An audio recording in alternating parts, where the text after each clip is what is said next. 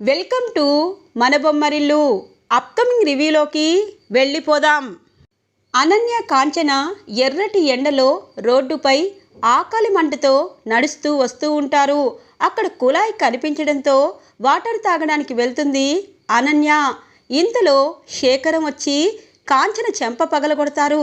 కూతుర్ని నీలాగే తయారు చేశావు, నిన్ను తాగుబోతోడ్నే, కానీ నిన్ను అనన్యని జాగ్రత్తగా చూసుకునేవాణ్ణి, నీ పెంపకం ఇలా ఏడ్చింది అని చెప్పి తన చేతికి డబ్బులిచ్చి కోపంగా వెళ్ళిపోతారు ఇక శేఖరం.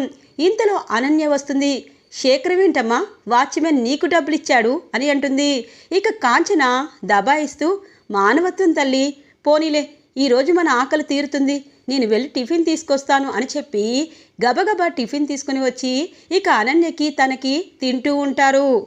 కరెక్ట్గా ఆనంద కారులో టీవీగా వాళ్ళిద్దరి దగ్గరికి వస్తుంది.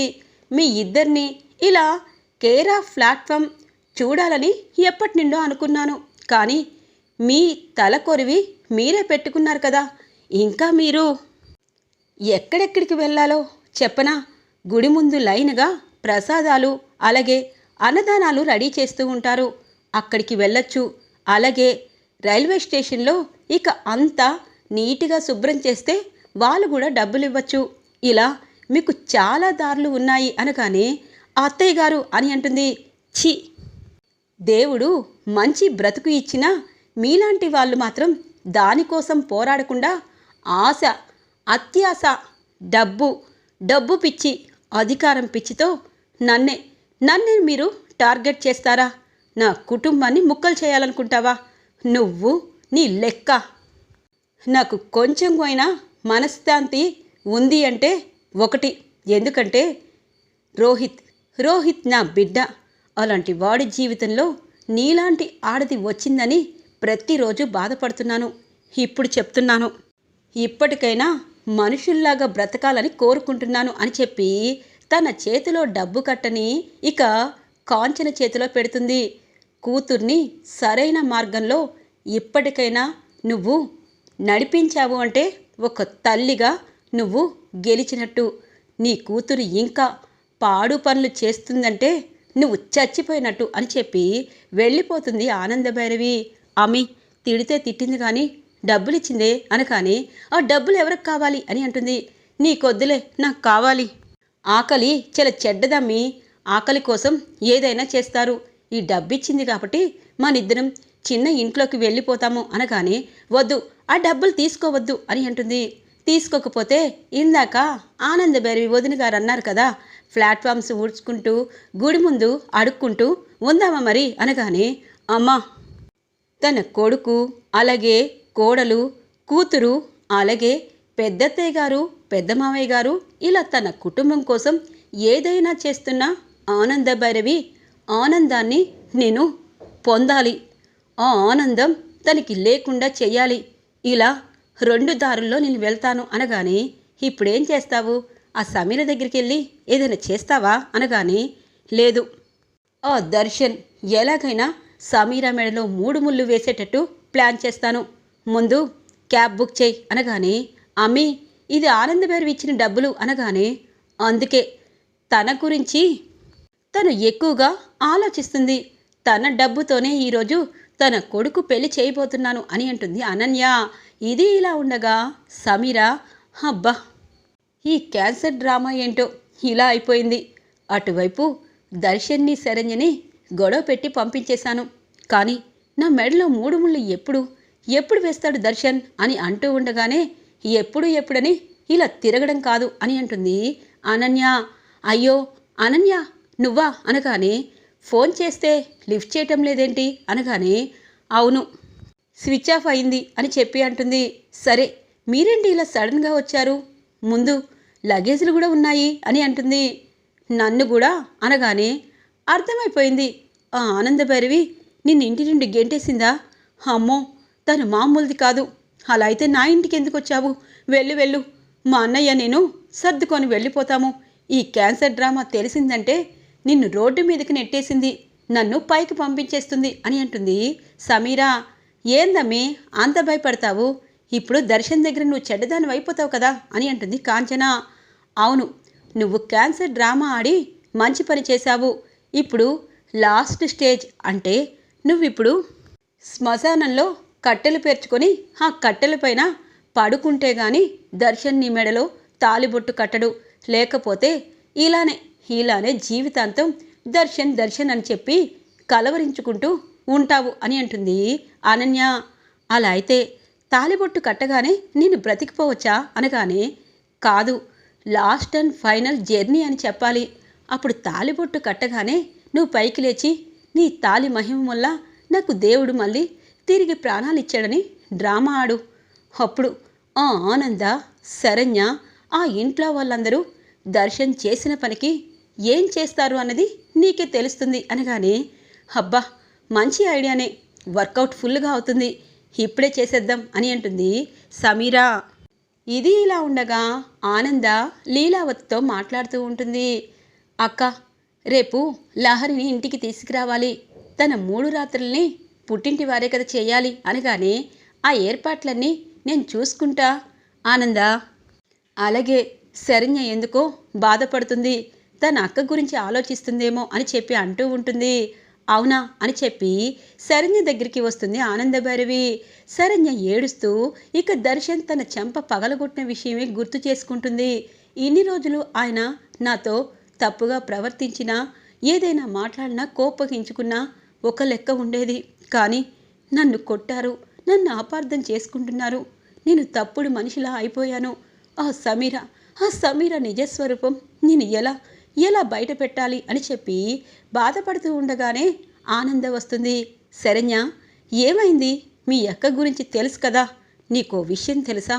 వాళ్ళకి కొంచెం డబ్బులిచ్చి వచ్చాను. తనకి జాలి పడితే వాళ్ళు నీ జీవితంతో, లహరి జీవితంతో, ఈ ఇంటి వాళ్ళ జీవితంతో ఆడుకుంటారు. వాళ్ళు కొన్ని రోజులు బాధలు, కష్టాలు అనేవి వాళ్ళకి తెలియాలి. వాళ్ళకి భగవంతుడి జీవితం అనేది చాలా అంటే చాలా జోక్గా అనిపిస్తుంది అని చెప్పి అంటుంది. అత్తయ్య గారు, ఆ విషయం కాదు, మీరు మనసున్న మంచి మనిషి, ఖచ్చితంగా అక్క వాళ్ళకి డబ్బులు ఇచ్చే ఉంటారు. కానీ ఇప్పుడు ఏం జరుగుతుందో తెలుసా అని అంటుంది. చెప్పు, ఎప్పుడు నీ కంట్లో కన్నీళ్ళు ఇలా రావడం నేను చూడలేదు, ఏమైంది అని అడుగుతుంది. ఇక సమీర క్యాన్సర్ డ్రామా విషయం మొత్తం చెప్పేస్తుంది శరణ్య. మరి దర్శన్కి నువ్వు ప్రూవ్ చేయలేదా అనగానే, తనకి ఎన్నిసార్లు చెప్పినా నన్ను అపార్థం చేసుకుంటున్నారు. అలాగే డాక్టర్ని అందరినీ సెట్ చేసింది అత్తయ్య గారు అనగానే, సరే ఇప్పుడు ఈ విషయం నాకు చెప్పావు, పిచ్చి పిల్ల, ఈ అత్తయ్య నీకు ఆదుకోదనుకున్నావా? ఇక్కడి దాకా ఎందుకు తీసుకొచ్చావు అని అంటుంది. అత్తయ్య గారు, మీకే బోల్డన్ని సమస్యలున్నాయి, లహరి పెళ్ళి, ఇలా ఎన్నో ఉన్నాయి. మా వల్ల మీరు ప్రతిసారి ఇబ్బంది పడకూడదని మీకు చెప్పలేదు అని అంటుంది శరణ్య. సమీర అలాగే అనన్య, కాంచన ఇక శ్మశానానికి వచ్చి ఇక చుట్టూ కట్టెలు పెట్టుకొని ఇక 2-3 ఆడవాళ్ళని రప్పించి డ్రామా క్రియేట్ చేస్తారు. ఇక ఒక 10 నిమిషాల్లో సమీర చనిపోతుందని చెప్పి ఇక సృష్టించి దర్శన్తో తాలిబొట్టు కట్టించుకోవాలని పెద్ద డ్రామా క్రియేట్ చేసి ఇక దర్శన్కి ఫోన్ చేస్తారు. ఇక సమీర దర్శన్ ఫోన్ని కరెక్ట్గా ఆనందభైరవి లిఫ్ట్ చేస్తుంది. ఏంటి సమీర ఫోన్ చేస్తుంది అంటే ఖచ్చితంగా దర్శన్ని తన వల్లోకి దింపుతుందన్నమాట. చెప్తాను. ఫోన్ ఆన్ చేస్తుంది. దర్శన్ అని అంటుంది. దర్శన్, నువ్వు పలానా శ్మశానానికి రావాలి. ఇంకాసేపట్లో నేను చివరి శ్వాస విడవబోతున్నాను. నిన్ను చూసి నువ్వు నా మెడలో తాలిబొట్టు కడితే నేను పైకి ఆనందంగా పుణ్యస్త్రీగా వెళ్ళిపోతాను. ఈ ఒక్క కోరిక తీర్చు దర్శన్, తీర్చు. నీకోసం హాస్పిటల్లో కాదు, శ్మశానంలో ఎదురు చూస్తున్నాను అని చెప్పి అంటుంది. అమ్మో, వీళ్ళు ఎంతైనా బరి తెగిస్తారు, ఇలాంటి ఆడవాళ్ళకి తగిన శాస్తి చేయాలి అని చెప్పి ఇక ఆనందభైరవి శరణ్య దగ్గరికి వస్తుంది. ఇక దర్శన్, అమ్మా ఎందుకు టెన్షన్ పడుతున్నావు, ఏమైందమ్మా అని అంటారు. దర్శన్, శరణ్య మీరిద్దరూ నాతో పాటు రండి అనగానే, అమ్మా ఈ శరణ్య నీకేమైనా చెప్పిందా అసలు నీకు అనగానే, దర్శన్ ఇప్పుడేమీ నాకు చెప్పొద్దు, మీ ఇద్దరితో నాకు పని ఉంది, త్వరగా నాతో పాటు బయలుదేరండి అని అంటుంది. ఇక శరణ్య దర్శన్ని శ్మశానానికి తీసుకొస్తుంది. అమ్మా, ఇక్కడికి ఎందుకు తీసుకొచ్చావు అనగానే, చూడు దర్శన్, నువ్వు కారు లోపల మాత్రమే ఉండు, నేను అలాగే సమీర కిందికి దిగుతాము అని చెప్పి అంటుంది. అమ్మా, మన వాళ్ళకేం కాలేదు కదా, అలాగే బంధువులు బాగానే ఉన్నారు కదా అని అంటారు. దర్శన్, నువ్వు ఇక్కడే ఇలాగే నువ్వు ఈ కారులో లేనట్టు ఉండు అని అంటుంది. ఇక ఆనంద భైరవి. ఇటువైపు శరణ్య అలాగే ఆనంద కిందికి దిగుతారు.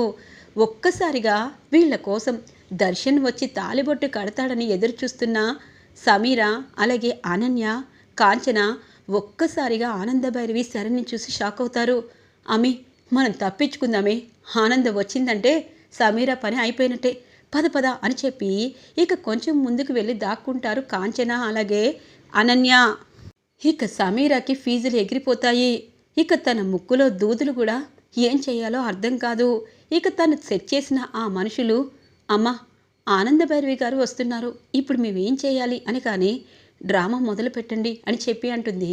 ఇక సమీరా, అమ్మ ఈ అమ్మాయికి పాపం ఎవరూ లేరు, వాళ్ళ అన్నయ్య ఉన్నా పాపం అతను కూడా జబ్బు వచ్చి మంచం మీదే ఉన్నాడు, ఇదిగో ఇంకొక 10 నిమిషాల్లో డాక్టర్ చనిపోతారు అంటే ఏకంగా ఇక్కడికే తీసుకొచ్చాం అనగానే, అదేంటి బ్రతికుండగానే శ్మశానానికి ఎవరు తీసుకురారు కదా, తనకేమైంది అని అంటుంది ఆనంద. బ్లడ్ క్యాన్సర్ అమ్మా అని చెప్పి అంటూ ఉండగానే, సమీరా నీకు బ్లడ్ క్యాన్సరా, నాకెందుకు చెప్పలేదు అనగానే, ఆంటీ శరణ్యకి తెలుసు నా చివరి కోరిక అనగానే, అయ్యో నాకే ముందు ఈ విషయం చెప్తే నీకు అమెరికాలో పెద్ద పేరున్న డాక్టర్లతో ట్రీట్మెంట్ చేసేదాన్ని, చివరి దశకి వచ్చేశావు, ఇప్పుడేం చేయాలి? దర్శన్ బెంగళూరు వెళ్ళాడు, అందుకే దర్శన్ నాకు చెప్పాడు ఇక్కడికి రమ్మని, నేను ఏం చేయగలను సమీరా అని అంటుంది ఆనంద. అంటే అంటే అనగానే, అత్తయ్య గారు పాపం తను తుది శ్వాస విడిచేటట్టున్నారు, అందుకే తులసి నీళ్ళు తీసుకురానా అనగానే, లేదు లేదు, నేను ఒక వాటర్ ఇంట్లో ప్రిపేర్ చేశాను కదా, అదైతే స్లోగా కళ్ళు మూస్తూ ఇక పైకి పోతుంది, ఎందుకంటే చాలామంది చేసేది ఇదే, ఆఖరి నిమిషంలో ఊపిరి అందక చాలా బాధపడతారు, ఆత్మ పైకి వెళ్ళలేదు, అందుకే ఆ వాటర్ తీసుకురా అనగానే, సరే అత్తయ్య గారు అని చెప్పి శరణ్య అంటూ ఉంటుంది. అమ్మో, ఈ అత్త కోడళ్ళు ఖచ్చితంగా ప్లాన్లోనే ఉన్నారు, నన్ను పైకి పంపించేస్తారు, ఇక నీకు బ్లడ్ క్యాన్సర్ కాబట్టి దర్శన్ కూడా ఈజీగా నమ్మేస్తారు, ఇప్పుడు ఎలా, ఏం చేయాలి? దర్శన్ రాలేదు కాబట్టి ఈ డ్రామా నేను ప్లే చేస్తున్నాను తెలుసుకున్నా 4 తన్నులు తంటుంది, అప్పుడు వెళ్ళిపోవచ్చు అని సమీర అని మూలుగుతూ ఉంటుంది. సమీర ప్రశాంతంగా పైకి వెళ్తావు అని చెప్పి ఇక తను తీసుకొచ్చిన వాటర్ని పోస్తూ ఉంటే, హమో హమో అని పైకి లేస్తుంది. ఇక సమీర, ఏమైంది సమీర, ఎందుకు పైకి లేచావు ఇంకసేపట్లో అని చెప్పి అంటూ ఉండగానే, నాకు ఏ క్యాన్సరు లేదు, ఇగో ఈ శరణ్య మీరు కావాలని నన్ను చంపాలనుకుంటున్నారు కదా, నేనెందుకు చేస్తాను అని చెప్పి అంటుంది.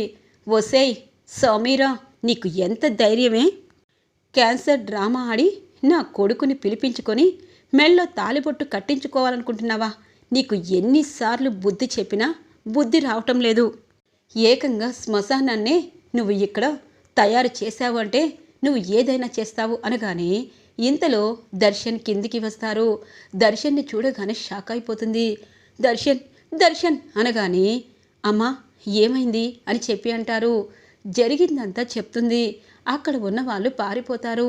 దర్శన్ అది కాదు అనేలోపు, నీ అంతట నువ్వు చెప్తావా, లేకపోతే ఎలాగూ కట్టెలు పేర్చుకున్నావు కాబట్టి పైకి పంపించేయమంటావా అనగానే, దర్శన్ నాకు క్యాన్సర్ లేదు అని అంటుంది. దర్శన్ చెంప పగలగొడతాడు.